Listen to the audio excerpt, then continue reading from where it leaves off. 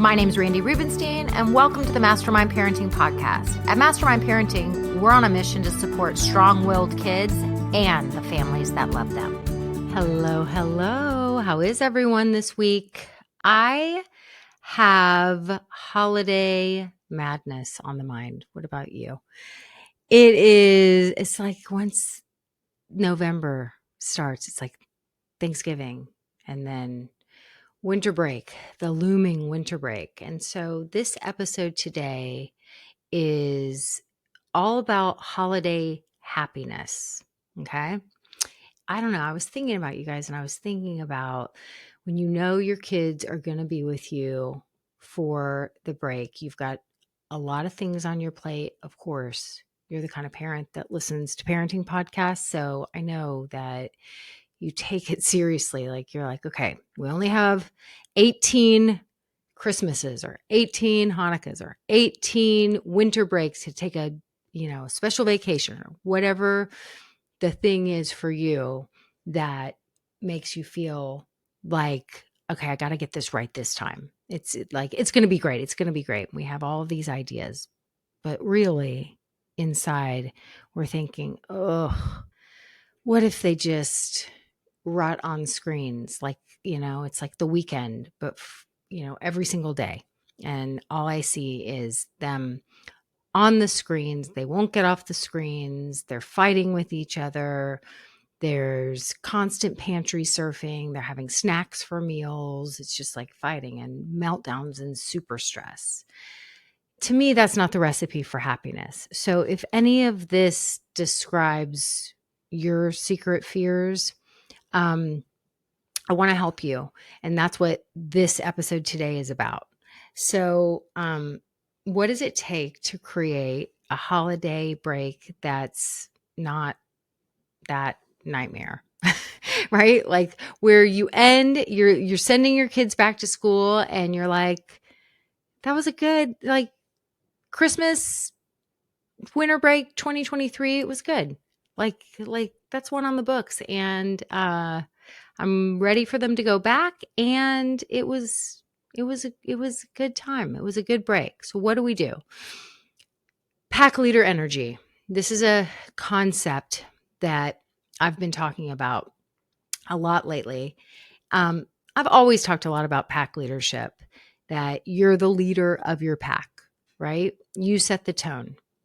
And today we're bringing back an old episode that is going to help you to really understand this concept more clearly, right? Because happy holidays don't just happen. It takes behind the scenes planning and amazing leadership. Why does no one tell us when you become a mom when you become a parent, and specifically, I feel like when you become a mom, like, this is all about leadership. This is all about being an effective leader, right? Do amazing weddings or birthday parties just happen? Do you just wake up that day and say, well, let's get married today, or let's throw a birthday party today?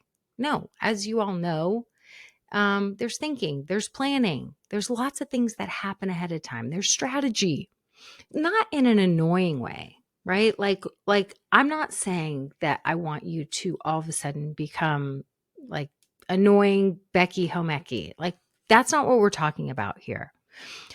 It's different. It's more about having a confident mindset and a plan. Okay. So I want you to listen to this episode and really have a clear picture of what pack leadership and energy looks like. Like, what does it look like to be a pack leader? And this is the thing. You have time. That's why I'm releasing this episode early in the month, because you have time to make a plan. And I think having a clear image in mind of what it looks like who you want to channel, and how you're not going to be the kind of you're like, yeah, I would never be the kind of person that just woke up and said, well, I think we should throw a birthday party today, or let's get married.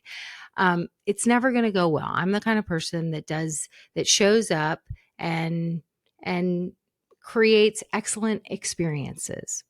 So that's the energy we're bringing. And this, again, I am not into kid-centric families. I am into family-centric families. So listen, learn a few things, and I'll be back next week with more tips, because that is my objective for this month. For you is we are going to create a happy holiday plan and make 2023 a year to remember. So that's what I've got. Enjoy the episode today. This week, I want to teach you again about boundaries through story. And I'm going to include a little coaching session that I did with a mom. And I used an example from the show, The Gilmore Girls, on how to understand boundaries, right? I explained it to her because I just held a workshop, and it was all about like planning for the holidays so you have a successful holiday with your kids. Like, so you don't, what I said was a fantasy without a plan is just delusional dreaming. So I had everyone kind of write out the thing that they were dreading the most about the holiday season, which for most people, it was the open-ended days, no schedule, parents needing to still do some work and knowing that like their kids were just going to be at each other's throats. It's an open-ended container of a day for kids just to like fight with their siblings, walk around saying they're bored, complain about lots of different things. And parents are like, okay, and I still have a house to run, laundry to do, food to cook, and a job, and work I have to do, or at least emails I have to answer, commitments, right? So a lot of parents are like kind of dreading all this time off from school, because life continues on as usual in a lot of ways for many of us. And now we just have our kids home all the time. And so I said, okay, so what are you dreading the most? And if I could like sprinkle some magic fairy dust, what would be the fantasy? And so I said, a fantasy without a plan is delusional dreaming. And so often we just go into these holiday seasons, open-ended days with no plan. And so this mom who was, really kind of resistant to the planning, it's holiday vacation, like we're complaining, we're dreading the open-ended days, but then like we don't really want to get our shit together and like have a plan in place. And when you have little kids, like it's a lot of hours in the day. And, the structure thing is sort of important. And so like having a shell of day. So anyway, we were having this workshop and I coached this mom a little bit, and she was just, I could tell, a little bit resistant. So I followed up and left another message for her. And I remembered that this mom had been a Gilmore Girls fan. And I said, I'm going to teach you some things through the Gilmore Girls. So that was kind of, how I was wanting to kind of get through to this mom to help her sort of just realize that like during the holidays, your kids need some pack leadership, and they need you to be like the fearless leader who's going to ground everyone and let everybody know this is what we're doing, this is our schedule, and sort of like have your shit together a little bit. And I think many of us resist because we don't want to, we don't feel like it, we don't know how. It seems like too much. We want to cross our fingers and hope for the best. And the best never happens. So like we're going to change that this holiday season.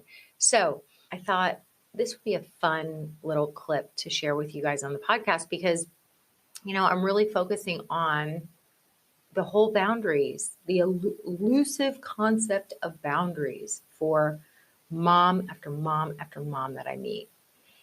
Most people who are drawn to work with me or even to listen to the podcast, like, just to brag on you guys for a minute, like you guys are the cream of the crop. Like you're some smart chicks out there and you get things done in your life and you've got accomplishments and resumes and all kinds of impressive things that you've accomplished, right? There's a lot to be proud of. So like I attract some smart people, and for some reason, following through on this whole boundary thing, you guys don't do it. You don't know how to do it. You tell yourself you don't know how to do it. And hope it's helpful. I want to leave a message for Amy. I was thinking about you, and in terms of stepping into pack leadership, a little fun fact that I remember about you is that when you joined the program, I think I had just finished up Gilmore Girls, and we bonded over our love for that show. So I'm going to use an example from that show, okay?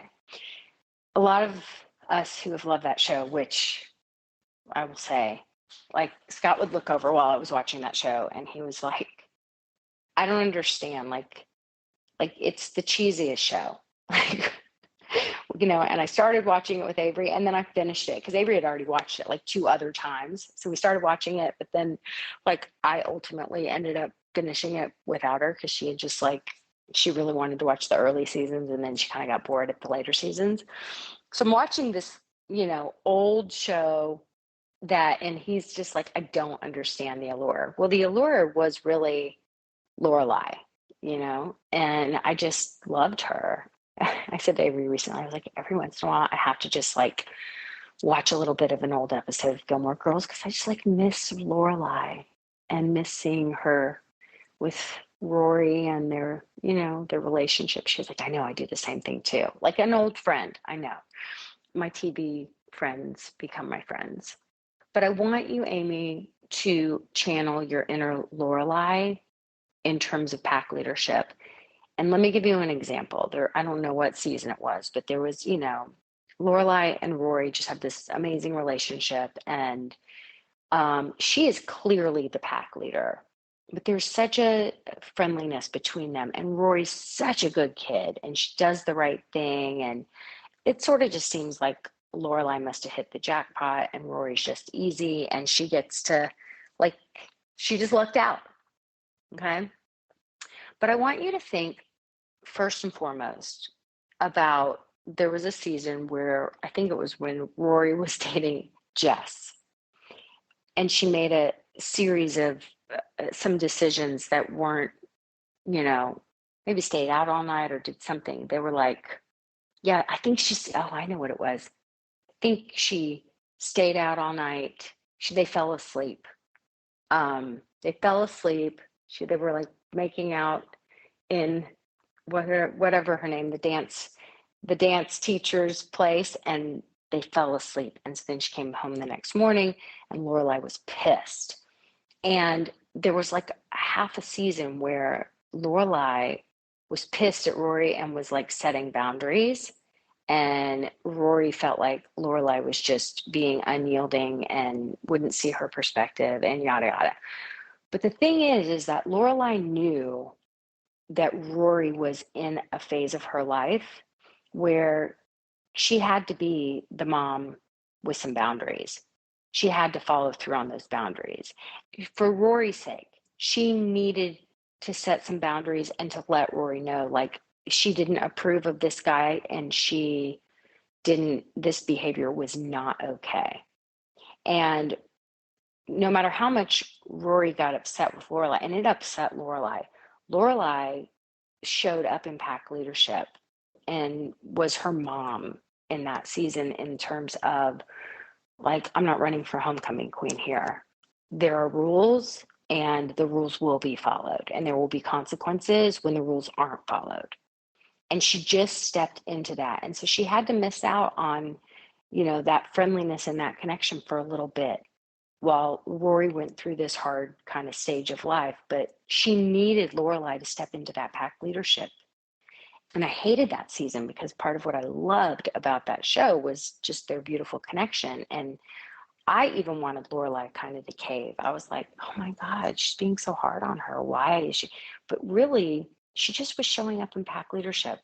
And so, Amy, I want you to remember, like, if she was worried about like Rory experiencing hard emotions, or Rory feeling all alone or disconnected from her mom, or Rory not liking her for a minute. If she was worried, like you're worried about, like what if they're disappointed, and what if they're bored, and what if they're uncomfy? Is that going to mean that I'm not providing the best environment for them? I'm not being a good enough mom. Okay. If Lorelai was operating from that sentence in her head, then she would have caved and she would have given in and she would have not held firm on her boundaries. But at that stage of adolescence, like Rory needed a little tough love. And so when your kids are feeling uncomfy, going through some moments, they open their present, they don't like it, there's too much time in the day, they're bored, whatever. You stepping into pack leadership and having the rules in the household and communicating what those rules are, right? And maybe the rules are, if it drives you crazy when they come and say, I'm bored, I'm bored, I'm bored, you're having conversation in non-relevant time.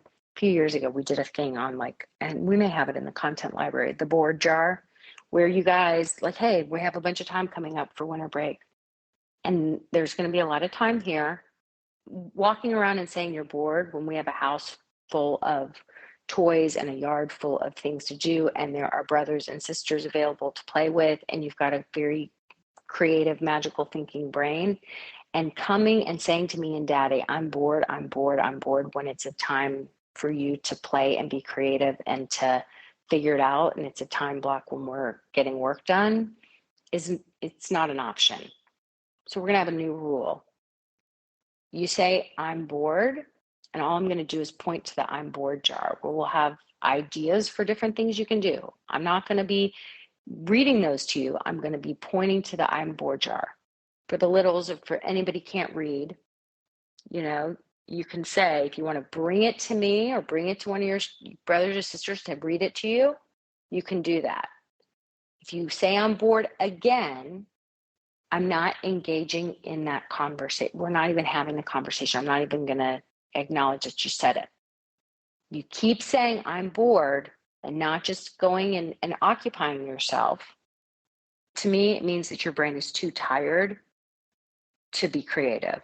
So you're going to go into your room and you're going to take a rest for 1 hour. You're going to lay on your bed and you're going to take a rest. And you're going to have some quiet time so that your brain can regenerate and get creative again. See, so there would be a real rule connected. So now all of a sudden you've put a boundary around I'm bored. But you have to be in that Lorelai mindset. You're doing this for them, not to them. She was doing some tough love to Rory during adolescence for Rory, not to her. And it was uncomfortable. But ultimately, Rory came back around. And when she came back around, Lorelai was right there to receive her. Thanks for listening today, guys. I hope you picked up some tips, tools, maybe some baby steps for creating more balance and boundaries in your life. And I just wanted to let you know, if you want to continue moving the needle forward in creating this for yourself, having a happier household, I want you to go to my website and check out mastermindparenting.com. We have 3 beginning programs, and if you need some accountability and more support, then please look for the one that would be a good fit for you. And as always, we're on all the social channels under Mastermind Parenting. On Instagram, it's mastermind_parenting. And periodically I do pop up on different Instagram lives, Facebook lives, where I give you teaching and coaching, and I love engaging with you live to help you help your strong-willed kids so that they can feel better, because when they feel better, they do better. And I love, love, love getting to know you guys. So thanks for listening. If you like this podcast, please don't forget to subscribe, rate, and review. Super, super appreciative.